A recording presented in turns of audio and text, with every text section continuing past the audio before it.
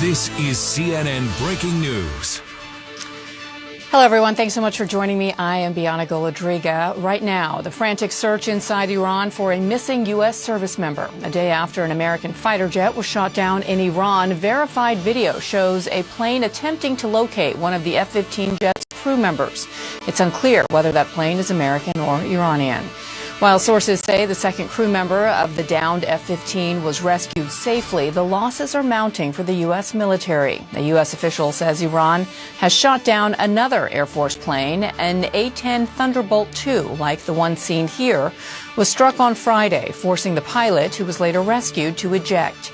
Now, it all comes as the clock ticks down on the deadline for Iran to respond to President Trump's ultimatum, reopen the vital Strait of Hormuz or face increased attacks.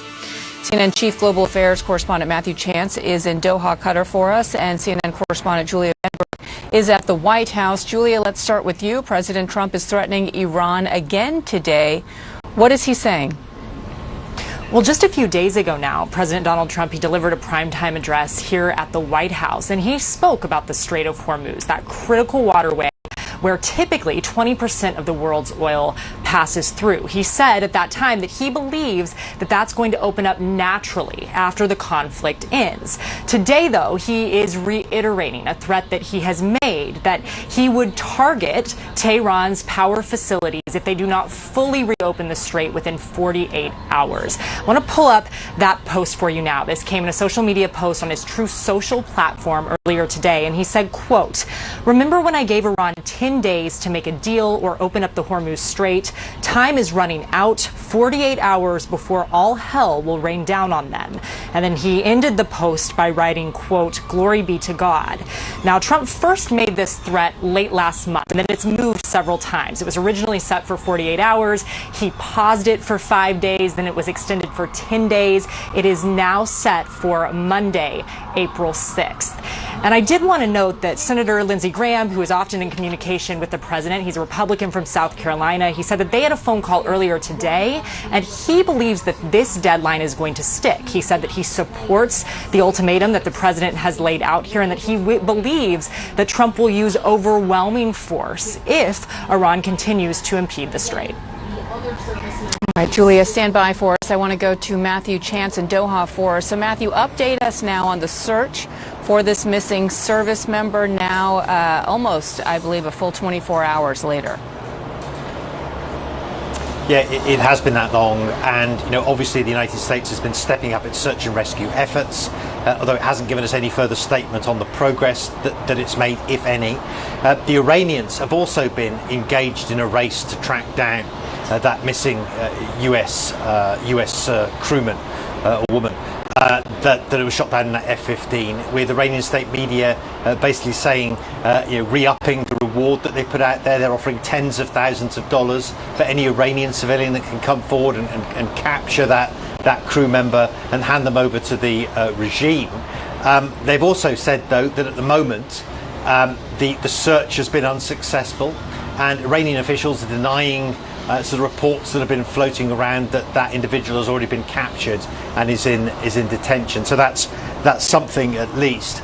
But as you might expect, Iranian officials are making as much propaganda value as they can out of the setbacks that the United States has suffered in Iran over the course of the past 24 hours or just a bit longer, calling it a black and humiliating Friday for America and for Israel, which of course also engaged in attacks on Iran. That shoot down of the F-15 plane, also the other American plane, the A-10 plane that you just mentioned, that was hit, along with reports of a combat helicopter, a US combat helicopter that was also struck, although not downed, inside Iranian territory. The Iranian officials here, the main military officials, are vowing to regain control over the skies of the Islamic Republic, saying they're going to do that with what they call modern defensive weapons systems, which are being built by our young and proud scientists. And so, again, Iranian officials really trying to challenge that idea that despite weeks of pounding by US and Israeli forces, they can't fight back. They're basically saying, look, we can fight back, and we will. Asymmetrical warfare clearly has proven to be quite a thorn in the side of the U.S. military and the surrounding countries, including where you are. Matthew, appreciate the reporting. Julia, let's go back to you. How is the White House responding to this? Well, in an interview with NBC News, Trump said that this incident was not going to impact the negotiations with Iran. He did decline to comment, though, on the ongoing search and rescue mission. Then in a separate interview, this one with The Independent, he would not comment directly when it comes to actions he might take, what he might do next, if that missing crew member was captured or harmed by the Iranians. He went on to say, quote, "We hope that's not going to happen." Now, in recent days, he has signaled that the United States could ramp up pressure for the next 2 to 3 weeks. Of course, we've heard a lot of different predictions on how long this could last. Today, he is not expected to be seen again. They have called a lid here at the White House, which means that we do not expect him to be out and about. But of course, Bianna, we have seen a lot of these updates, a lot of very important updates, even the announcement that Operation Epic Fury had started, come in social media posts. Yeah, and of course, our thoughts are with that crew member and his family, and really hoping for the best here. Julia Benbrook, thank you. Well, it is now day 4 of the Artemis II crew as they prepare for their high-stakes slingshot around the moon. Today's schedule started with a change of plans as a malfunction in the wastewater system led Mission Control to cancel another minor engine firing. NASA shared new photos from the Orion spacecraft as the moon gets closer into view. CNN's Tom Foreman gives us a glimpse of what the conditions are like for the crew inside of the capsule. What is life like for the Orion crew right now? Well, I can tell you it is busy and it's really interesting. Let's get rid of the service module for a moment here, although it will stay with the crew capsule for almost the entire mission. I just want to talk about the crew capsule now, though, and give you a sense of what they're dealing with.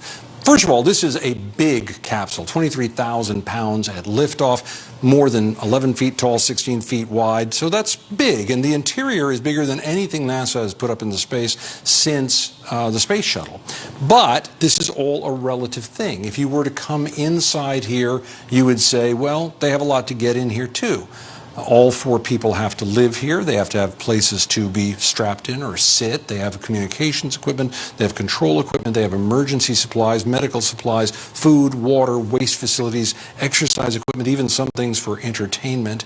So, yeah, it's a lot to get into this space, as spacious as it is. If you look at this NASA video, you can get a sense of what it would really be like inside, although I should point out you're not stuck to one space. Remember, in microgravity, they can use all of this space to do what they want to do. Still, it's 4 people in this space for 10 days. That's not a whole lot of room, and they have to all work in concert to make it work properly. And interestingly enough, that includes sleeping at the same time.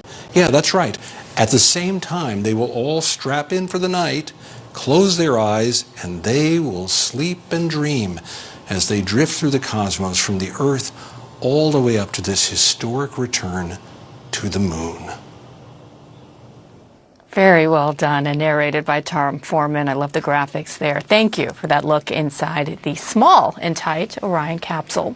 Well, the days ahead have the crew officially entering the lunar sphere of influence. That's when the pull of the moon's gravity will be stronger than Earth's. Monday will be the highly anticipated slingshot around the dark side of the moon, sending the astronauts further into space than ever before. For more perspective, I'm joined by Lori Leshin, professor of space futures at Arizona State University. She's also the former director of NASA's Jet Propulsion Laboratory. Professor Leshin, thanks so much for joining us. I learned so much from Tom's piece there, including that criteria for these astronauts, among the many, is that you can't be claustrophobic.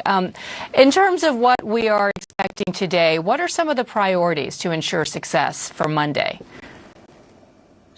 Well, great to be with you. Exciting moment in the Artemis mission, just a little bit more than 2 days out from our slingshot around the moon.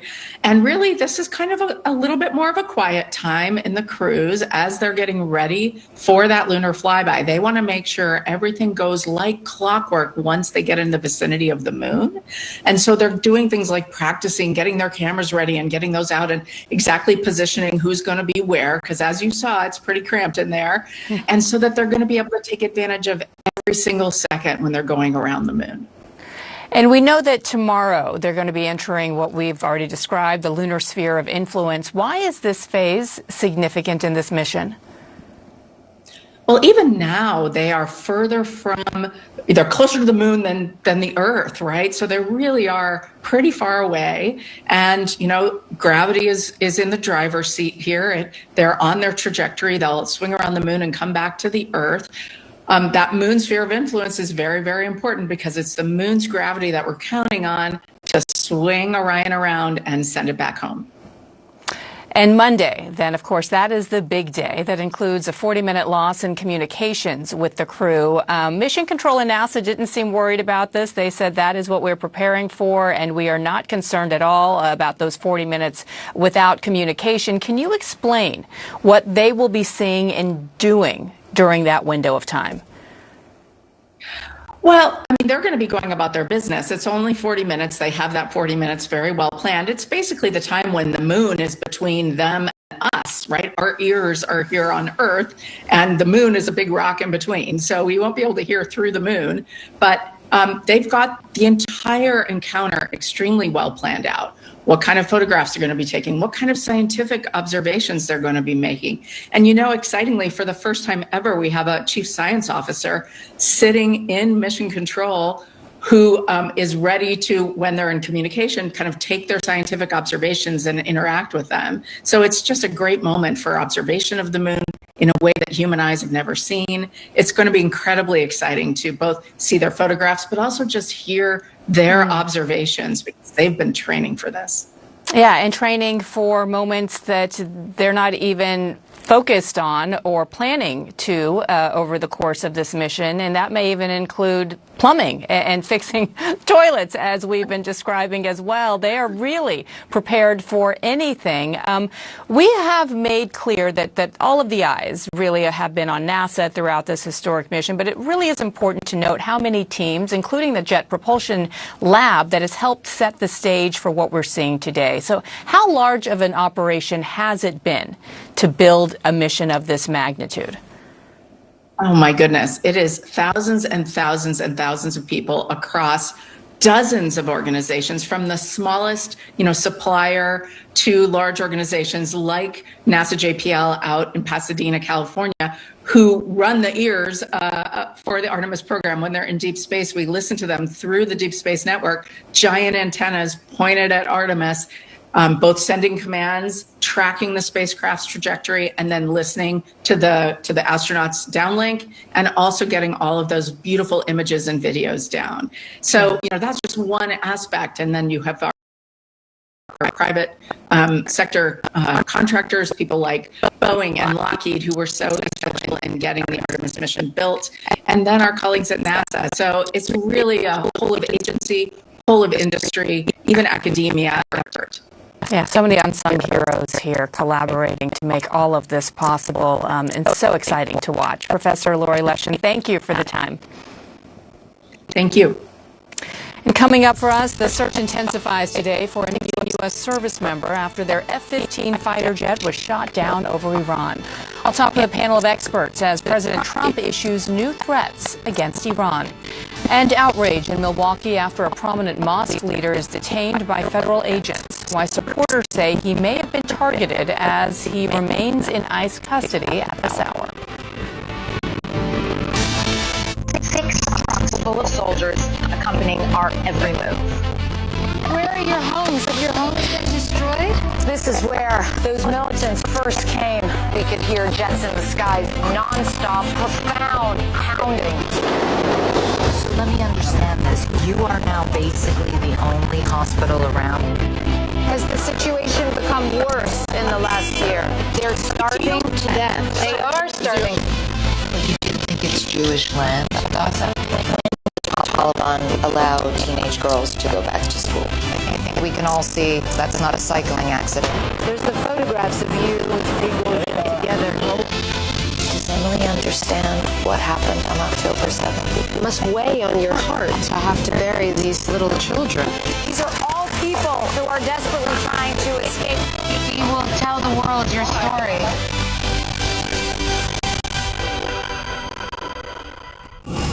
Did the re-election of Donald Trump play any role in your decision to resign?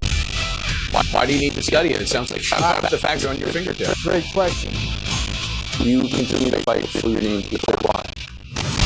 Do you have any concerns about Elon Musk? There really is much more that unites us as Americans than that which divides us. A moment with huge consequences for the nation and the world. Watch The Lead, weeknights on CNN.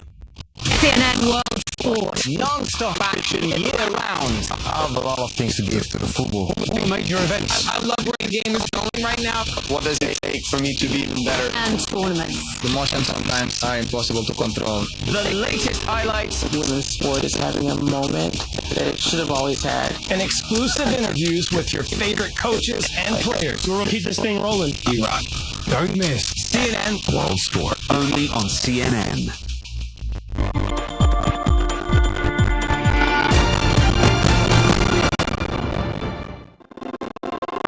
Documenting humanity for over 40 years in more than 150 countries, and most specifically on modern-day slavery and human trafficking for about the last 17 years. My name is Lisa Christine, and I'm a humanitarian photographer. I've had this amazing partnership with the Hewlett-Packard Enterprise Foundation, and actually one of the projects that we worked on last year of note was really going out and documenting the supply chain of technology and looking where there may be gaps, places where forced labor or modern slavery could take root. We visited 5 countries across 3 different continents, and we met with activists, and we met with vulnerable migrants, and we visited different mines around the world. And there's an image of a young girl in the Mica mines, and she's holding a big sledgehammer beyond her years, you know. And here we have this child, when we have child labor, pounding the earth to get mica out of it, alongside her family members. And she's just a very young child. And yeah, to me that's very touching, that this exists, that this little child who should be being educated is mining things out of the earth.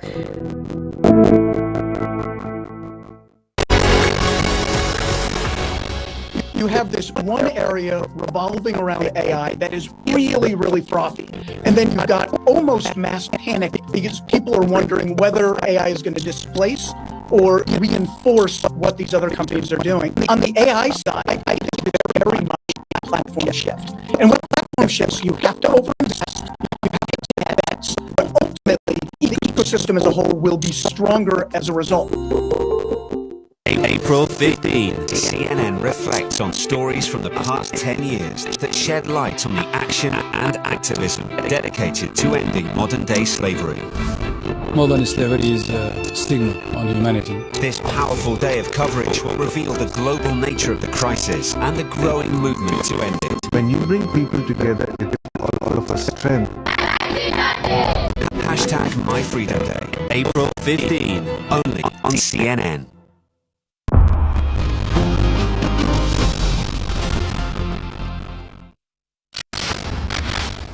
Supporters of a Wisconsin mosque president detained by ICE are calling for his release. Salah Sarsour, a Palestinian-born legal permanent resident of the United States, was arrested on Monday after nearly a dozen federal agents surrounded his car in Milwaukee. That's according to the Islamic Society of Milwaukee. His attorney says Sarsour's detention was motivated by his criticism of Israel. Sarsour's oldest son reacted to the arrest, saying this about his father. He's a person that we need to celebrate.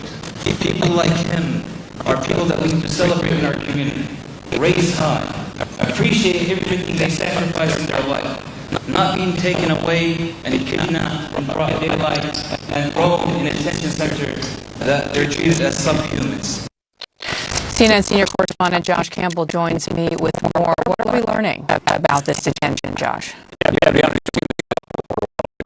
leaders, from members of the clergy, the general public, after the president of Wisconsin's largest mosque was arrested, as you said, Monday by immigration agents. He was then spirited out of the state to a jail in Indiana. Sarsour is a Palestinian-born legal permanent resident of the United States who has lived here for over 30 years, according to his legal team. They believe that their client has been singled out by the Trump administration based on his past criticism of the state of Israel. Now, the specific reason for his detention remains an open question amid conflicting claims by the Department of Homeland Security and Sarsour's legal team. His attorneys say that he was detained on the grounds that he is a foreign policy threat, something that they adamantly deny. We did ask DHS the specific reason for the arrest. They provided us this statement. They say that Salah Salim Sarsour is a terrorist convicted for throwing Molotov cocktails at the homes of Israeli armed forces. This illegal alien from Jordan lied on his green card application to gain legal status in the United States. Now, we've pressed them for further details. DHS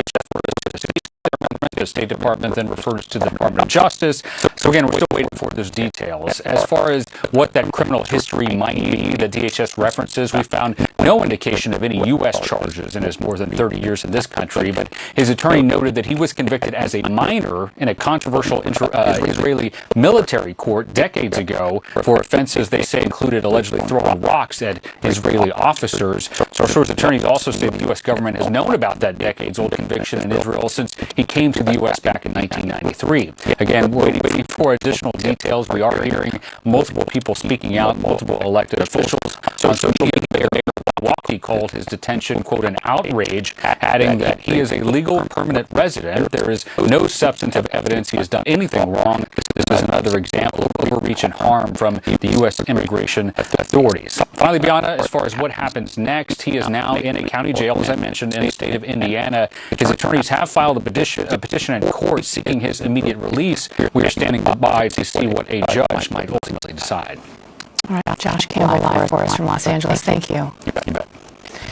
Coming up for us, President Trump says time is running out for Iran to reopen the Strait of Hormuz. He says the U.S. will unleash, quote, all hell if that doesn't happen by Monday. We'll dive into this latest threat after the break. I'm Daniel Day Kim. I'm going to South Korea to figure out how this small nation conquered the world. I saw your move. That's going to get people right out of their seat. That's savage.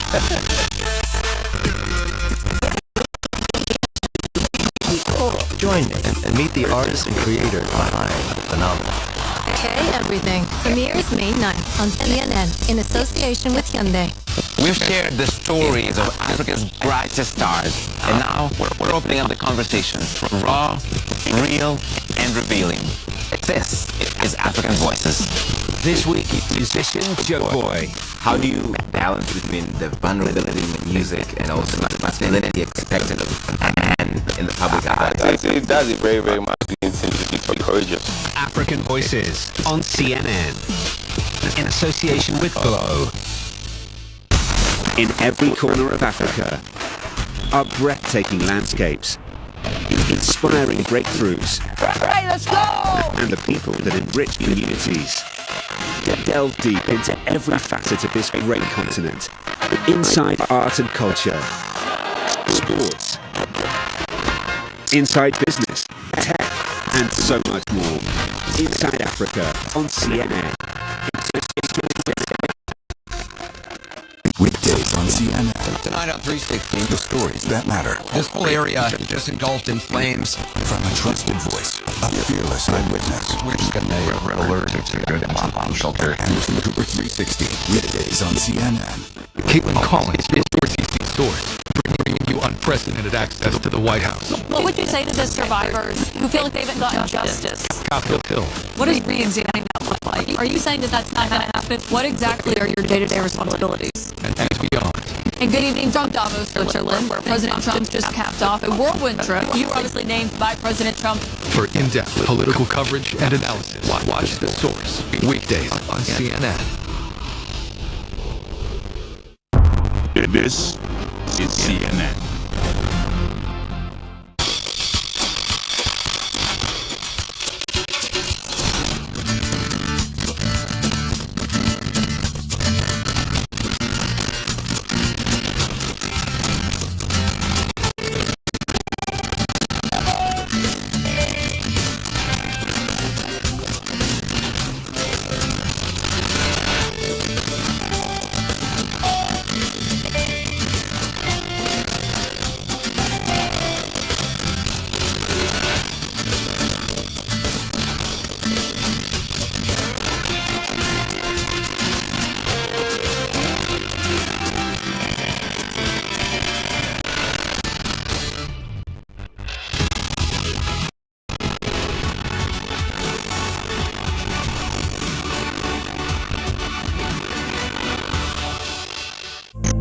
trucks full of soldiers accompanying our every move.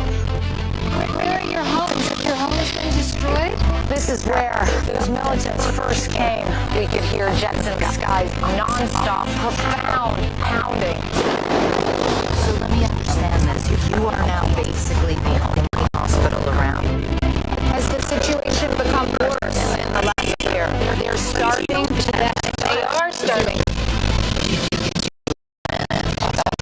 When will the Taliban allow teenage girls to go back to school? I think we can all see that's not a cycling accident. There's the photographs of you together. Emily, understand what happened on October 7th. It must weigh on your heart to have to bury these little children. These are all people who are desperately trying to escape. We will tell the world your story. I'm Mike Valerio in Beijing, and this is CNN.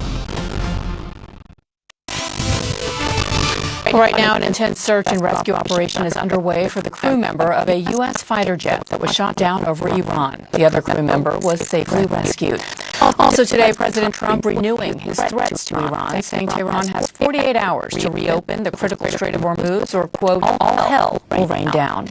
With us now is Dan Senor. He's a former Iraq Coalition spokesman and the Call Me Back podcast. He's worked on and written several books, including The Genius of Israel. Also with us, Israeli journalist and commentator Nadav Eyal. He's an adjunct professor of international and public affairs at Columbia University and a frequent guest on Call Me Back. So we sort of have a Call Me Back reunion here on CNN. Dan Senor and Nadav Eyal, thank you both for joining me. So Dan, let me start with you, because earlier this week, President Trump had predicted that the Strait of Hormuz will just naturally reopen in 2 or 3 weeks. Now he's suddenly issuing another 48-hour threat, an ultimatum for Iran to all hell will break loose. Now he's walked back similar escalatory threats in the past. Do you expect to see the same in the coming days, or is this time different given the forced posture of the United States in the region and also Iran's continued defiance?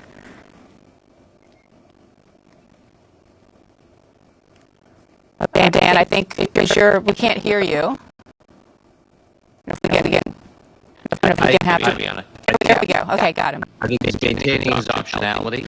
I think it's very hard to assess what his exact next move will be. The only consistency that we have seen is the degree to which the U.S. and Israel are consistently degrading the military capabilities of Iran. So taking out the Iranian Navy, taking out the Iranian air capabilities, taking out its ballistic missile capability, now systematically hitting its industrial defense system, infrastructure, all the machinery that goes to building its weapons capabilities.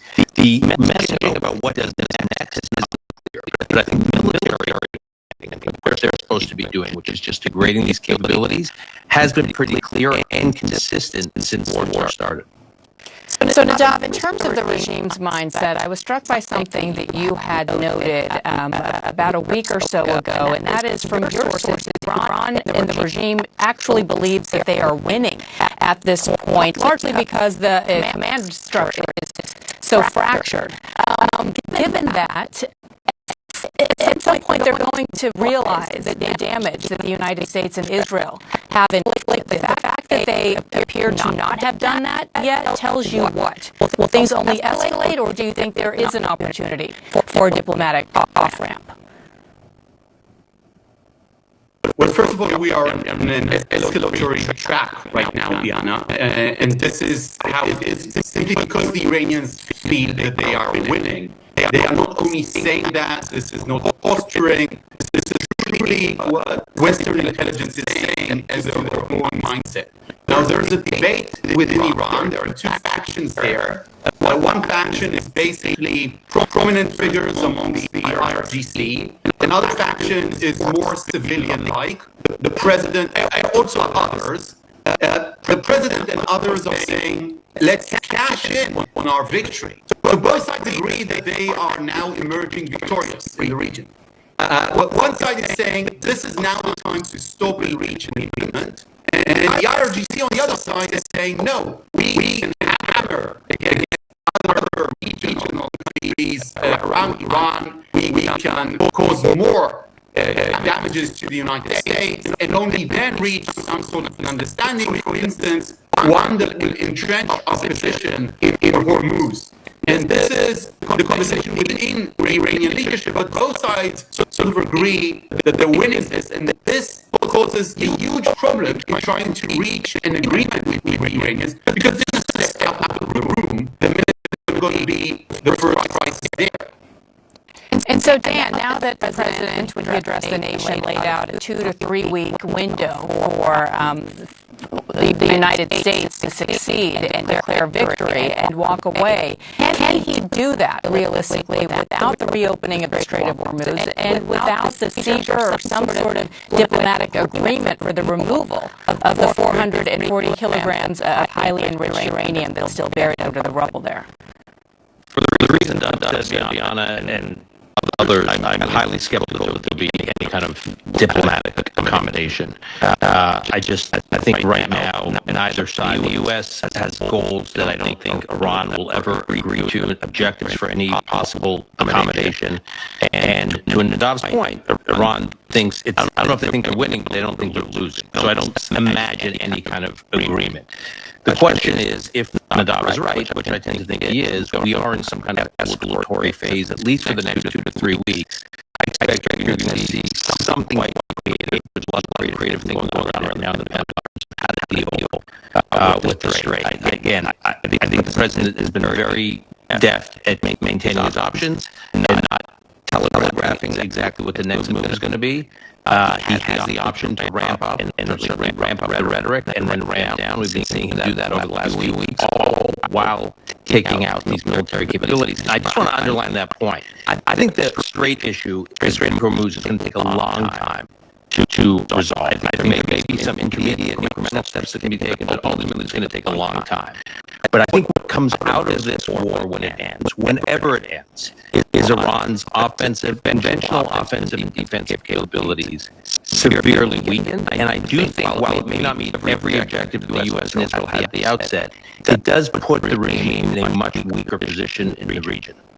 Yeah, I guess Iran is betting that they can outlast the president's threshold for how long the pain that is caused not only to U.S. consumers here, but around the globe with spike in energy prices, how long the president can hold before that becomes unsustainable for him politically. Nadav, we are now learning that Iran was using radar-silent multispectral cameras to ambush aircraft that may have been tied to the downing of those 2 planes. CNN has reported that half of Iran's missile launchers actually remain intact. And Amos Haro, a military analyst in Israel, reported that the IDF has been counting quartz launchers as destroyed, only for Iran then to unblock them and reuse them 12 to 24 hours later.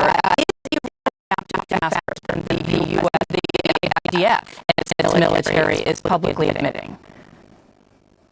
I think so. I agree with Amos Arhel's basic analysis as to that. And basically, when the Israelis say that they are neutralizing launchers, they didn't say that they're destroying this. So in the briefings that I was receiving at the beginning of the war, they definitely said, no, we are managing to bomb the tunnels, those cities launchers underneath the ground, and to make sure that they can't use those launchers. What the IDF is now discovering, or the U.S. intelligence is now discovering, according to the reports in CNN and other places, is that the Iranians have found a way to do that. Now, there are other tactical issues as to where airplanes can go and where they can bomb some of these sites in Iran. And it's a hard challenge to penetrate some of these sites to begin with. And this is where a lot of the launching towards Gulf states in Israel come from at the moment. So there's no doubt that the Israelis were way too optimistic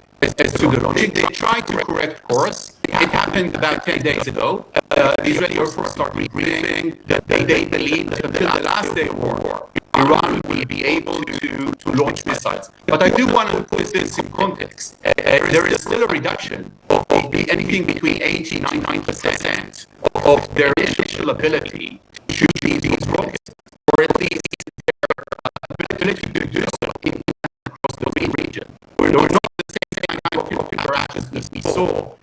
couple of days. Yeah, and it's notable that Israel is now specifically targeting their production facilities and going after that. And yeah, actually, that's one thing that Nadav said, is that Israel is also saying, learning a lot about Iran's adaptability, which the U.S. and Israel did not have great visibility into before this war. So I think there's been a lot of surprises, but also a lot of learning that will be useful for the U.S. and Israel dealing with Iran going forward. Yeah, why the GCC neighbors are saying this as fast as you want to, given what we've learned. Dan Senior and Nadav Eyal, thank you both. Good to see you.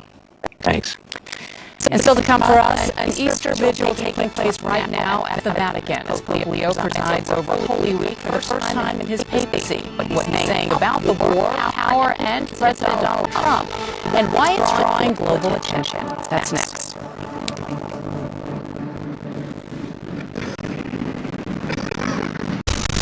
In every corner of Africa are breathtaking landscapes, inspiring breakthroughs, and the people that enrich communities. Delve deep into every facet of this great continent, inside art and culture, sports, inside business, tech, and so much more. Inside Africa on CNN, in association with Zenith Bank.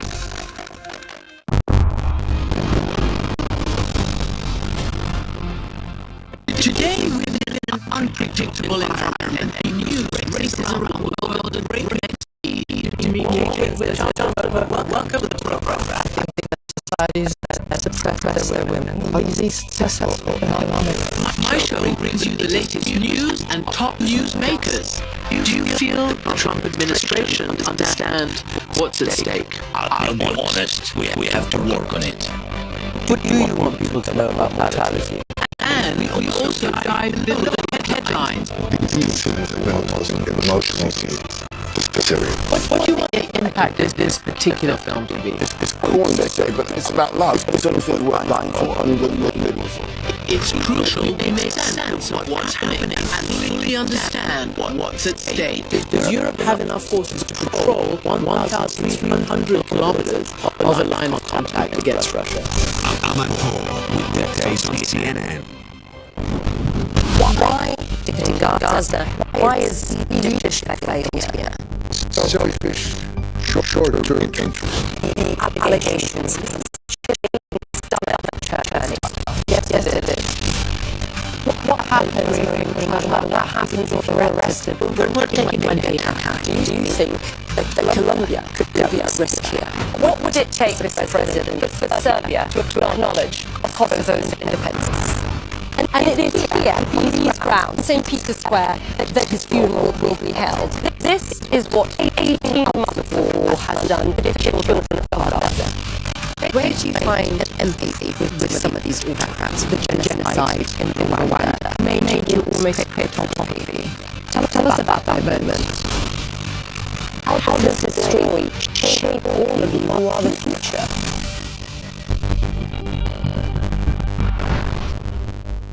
In a divided America, Abby Phillip brings all sides to the table. One thing you do. To talk about the issues. It is false. The answer is zero. Policies. What is the Democratic Party about? And then the business debates that wrap up your day. I hear what you're saying, Trump believes it, but do you think it's a good idea? News Night at Abby Phillip, Tuesday through Saturday on CNN. Every day we take a step back to look at the big picture, from decisions made in Washington to the ripple effects across Asia, Europe, and beyond.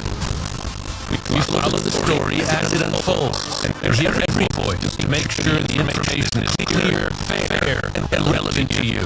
In a world packed with noise, facts matter. That's why we're here. This is the Brief. Caitlin Collins is your DC source, bringing you unprecedented access to the White House. What would you say to the survivors who feel like they haven't gotten justice? Capitol Hill. What does re-examining that look like? Are you saying that that's not going to happen? What exactly are your day-to-day responsibilities? And beyond. And good evening from Davos, Switzerland, where President Trump just capped off a whirlwind trip. You were obviously named by President Trump For in-depth political coverage and analysis, watch The Source, weekdays on CNN.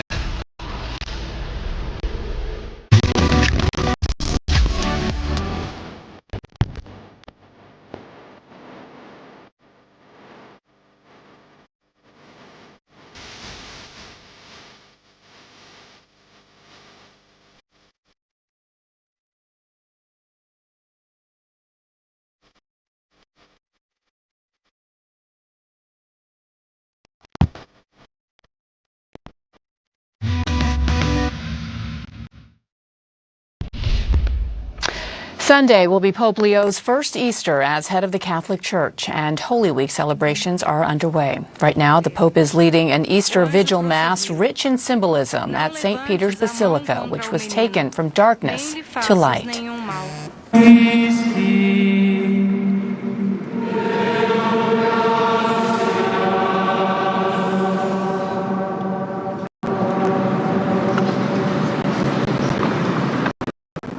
Joining me now is CNN Vatican analyst Katie Prejean-McGrady. So, Katie, what other traditions can we expect this weekend? Well, this evening, the Easter Vigil, of course, when thousands upon thousands of people will enter the Catholic Church into full communion.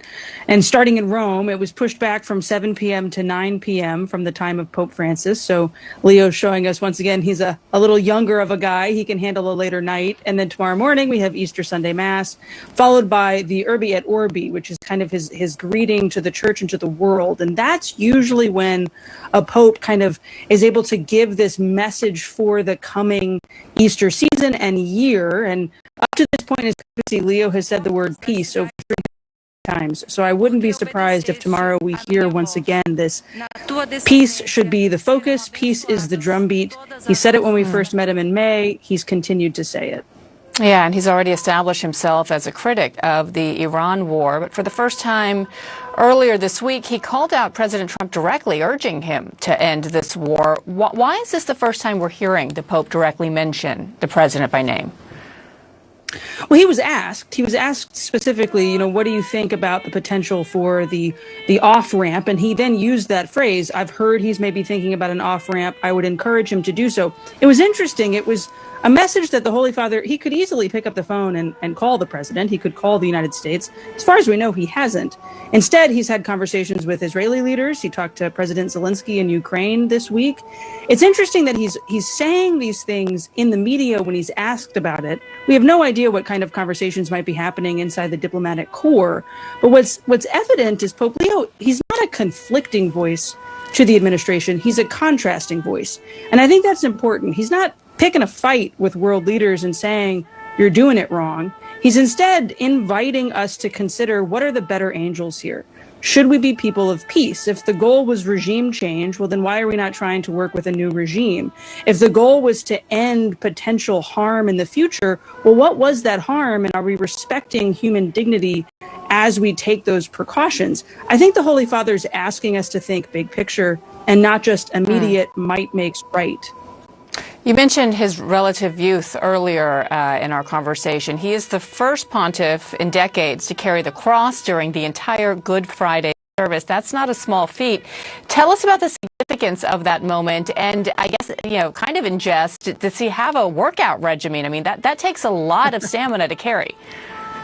We do know that he has workout equipment in the Papal Palace, in the apartments, and that he plays tennis on his day off at Castel Gandolfo.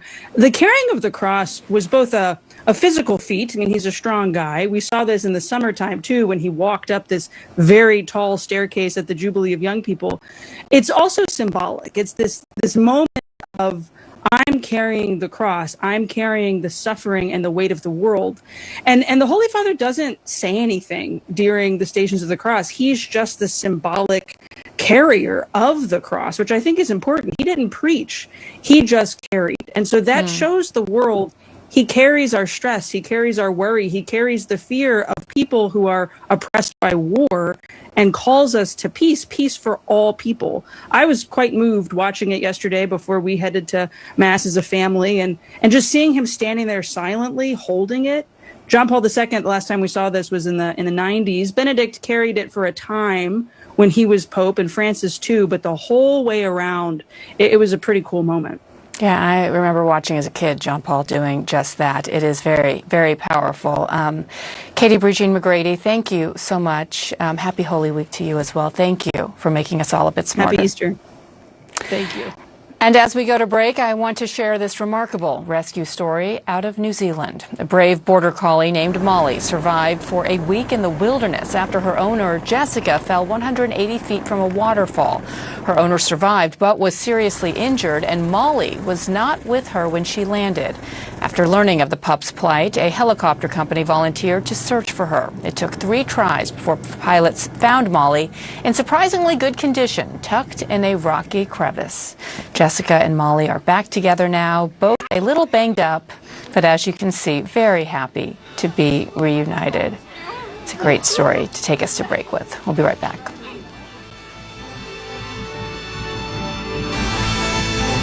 Six trucks full of soldiers accompanying our every move. Where are your homes? Have your homes been destroyed?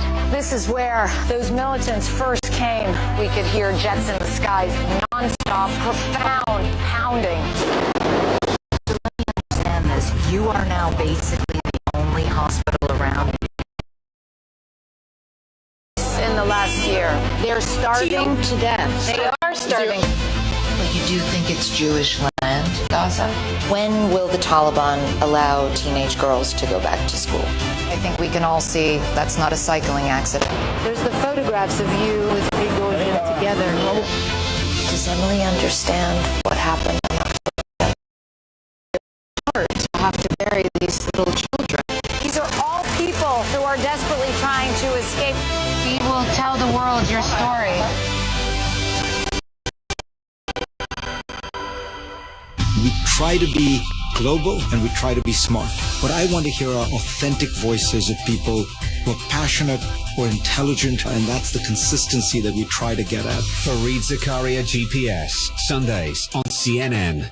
CNN World Sport. Non-stop action year-round. I have a lot of things to give to the football. All the major events. I love where the game is going right now. What does it take for me to be even better? And tournaments. The emotions sometimes are impossible to control. The latest highlights. Women's sport is having a moment that it should have always had. And exclusive interviews with your favorite coaches and players. We're going to keep this thing rolling. Iran.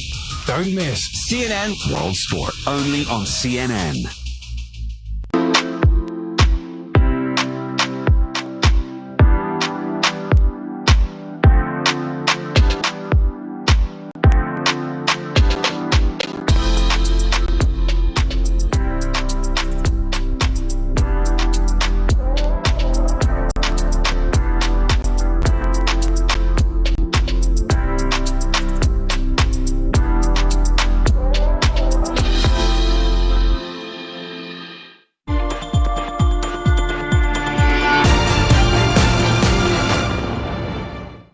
What started as a school project has grown and snowballed into this global movement that's impacted over 145,000 around the world.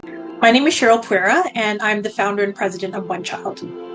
I started the organization as a result of learning about the issue while I was researching for a project in my class, and I accidentally learned about trafficking happening in Thailand. And I was so upset that children and younger were being exploited in this way that I decided to take 3.5 months off of school to go and investigate child exploitation. I started talking to my friends and asking them if they knew about child sex trafficking happening in Canada, and they didn't know what I was talking about. So I went to my principal and I asked if I could speak to the entire school about the issue. And the word spread. I started traveling across Canada and even into the United States, raising awareness among children about how to protect themselves from these issues and encouraging them to get involved in the fight against it. And so in 2005, with a group of friends, some as young as 13, I founded One Child to really give children and youth, as the very people who are going through these issues, the opportunity to have their voices heard, to bring in their ideas on actions that they can to protect children from sexual exploitation.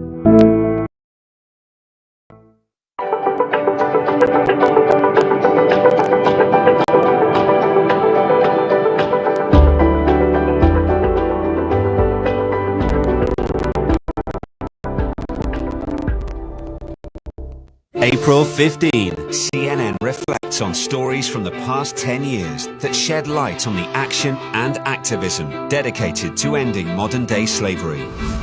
Modern slavery is a stigma on humanity. This powerful day of coverage will reveal the global nature of the crisis and the growing movement to end it. When you bring people together, it gives all of us strength.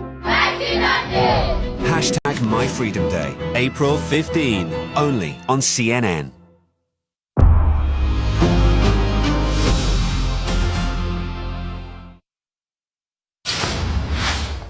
Well, for 50 years now, Apple hasn't just made products, it has reshaped how we live. And tonight on The Whole Story with Anderson Cooper, we'll look at how our lives have changed in the last half century since Apple was founded.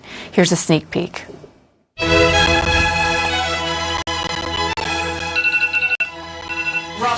This morning, hundreds of millions of us woke up in an ecosystem created by one company.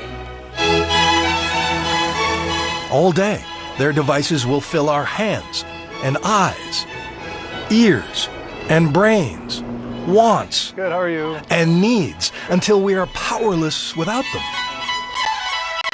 Which reminds me of Sunday school and that original test of willpower. That when knowledge of everything, good and evil, is wrapped in a delicious package like Eve's apple, humans will ignore all warnings, take a big bite, and see what comes next. But this is a story of the modern equivalent. This is the story of Steve's apple.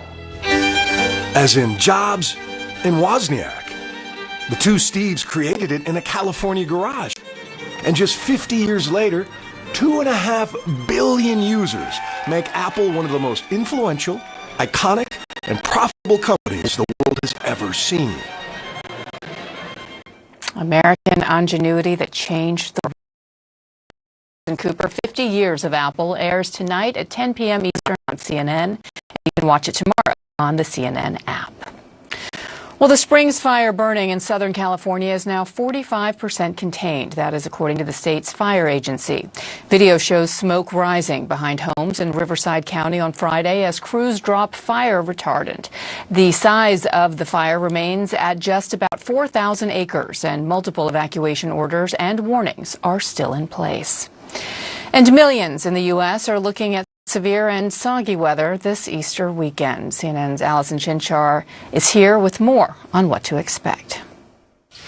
More than 50 million people from upstate New York all the way back to Texas have that potential for those severe thunderstorms today. Now, the main threat is going to be damaging winds, but we can't rule out an isolated tornado. We're talking areas like Dallas, Memphis, Nashville, up through Cleveland, and even into Pittsburgh. Throughout the evening hours, this whole line right there along the cold front is going to continue to slide off to the east. So later this evening, the focus becomes Cleveland, down through Lexington, Kentucky, Nashville, even into Jackson, Mississippi. It's going to be a very soggy start to the day, the holiday rather, for places like Atlanta up through Knoxville. And then that line of rain will continue to slide east into cities like New York, Boston, Providence as we move through the afternoon hours. All of this, however, finally exits the area back out over the open Atlantic once we get into those very late hours of Sunday and into early Monday. Now, one thing you're also going to notice as that cold front slides through, it's going to usher in some much cooler air behind it, and it's going to stick around for a couple of days. So, for example, again, Atlanta today topping out at 83 for the high,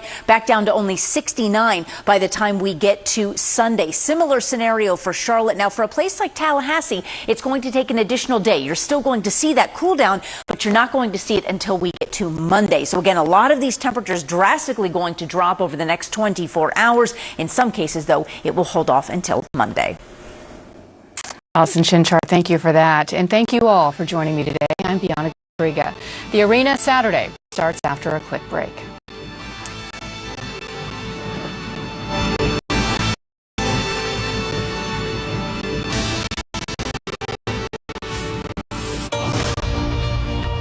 I'm Daniel Dae Kim. Nice to meet you. Actor, producer, and proud Korean American. It's gonna be one of those nights. I'm going to South Korea, where I was born. It's exactly what I remember as a kid. To figure out how this small nation conquered the world with its culture. I saw your move. And it's only getting started. That's going to get people up out of their seat. From the music that fueled a movement. Day ones, we love you. To your new favorite food. Suck it out. That's savage. Viral beauty trends. The beauty standards in Korea are just very detailed. To must-see films and TV. They are making Asians look really cool. Join me and meet the artists and creators behind Phenomenon. Hey Everything premieres May 9th on CNN in association with Hyundai.